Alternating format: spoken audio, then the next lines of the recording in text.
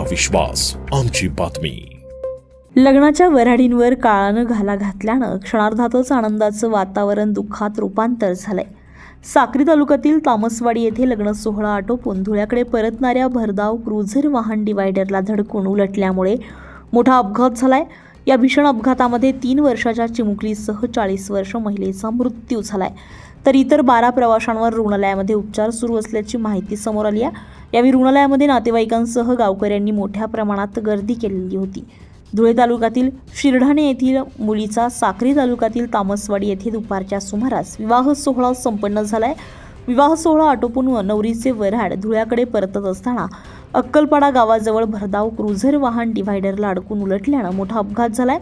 भरधाव क्रुझर वाहन उलटल्यामुळे हा भीषण अपघात झाल्याची प्राथमिक माहिती समोर आली आहे। अपघात होताच महामार्गावर स्थानिक नागरिकांसह पोलीस प्रशासनानं घटनास्थळी जाऊन जखमींना उपचारासाठी दाखल केलंय। अपघाताची माहिती मिळताच धुळे ग्रामीणचे आमदार राम भदाणे यांनी अपघातस्थळी भेट देत जखमींची विचारपूस केली आहे।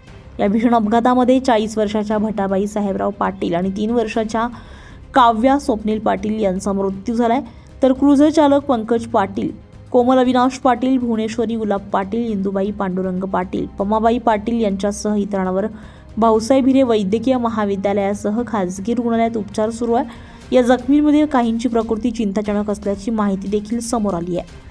या भीषण अपघातामध्ये मृतांसह जखमींना धुळ्याच्या भाऊसाहेब हिरे वैद्यकीय महाविद्यालयामध्ये दाखल करण्यात आलं आहे। या अपघाताची माहिती कळताच शिरढाणे गावासह परिसरातील गावाच्या नागरिकांनी रुग्णालयामध्ये मोठ्या प्रमाणात गर्दी केलेली होती। यावेळी नातेवाईकांनी एकच हंबरडा फोडला। यातील काही गंभीर जखमींना खासगी रुग्णालयामध्ये दाखल करण्यात आलाय। तर या भीषण अपघातामुळे शिरढाणे गावासह तामसवाडी गावावर शोककळा पसरली आहे। क्षणार्धातच विवाह सोहळ्यानिमित्त आनंदाचं झालेलं वातावरण दुःखात रूपांतर झालंय, तर या अपघातानं सर्वत्र हळहळ व्यक्त केली जाते। आज आपल्या धुळे तालुक्यातील शिरढाणे गावामध्ये वऱ्हाड लग्नाच्या निमित्ताने साक्री तालुक्यामध्ये गेले असताना रस्त्यामध्ये दुर्दैवी अपघात त्यांचा झाला। माझी या अपघाताच्या निमित्ताने मला माहिती मिळतात आम्ही इथं धुळे सिव्हिल मध्ये आम्ही भेट दिली। तिथे पेशंटची विचारपूस केली, बाकीच्या लोकांना ऍडमिट केलं। काही लोक साक्रीला त्यांना घेऊन गेले असल्यामुळे साक्रीच्या उपजिल्हा रुग्णालयात आपल्या धुळे सिव्हिलला पेशंट तिथं रवाना होत आहेत।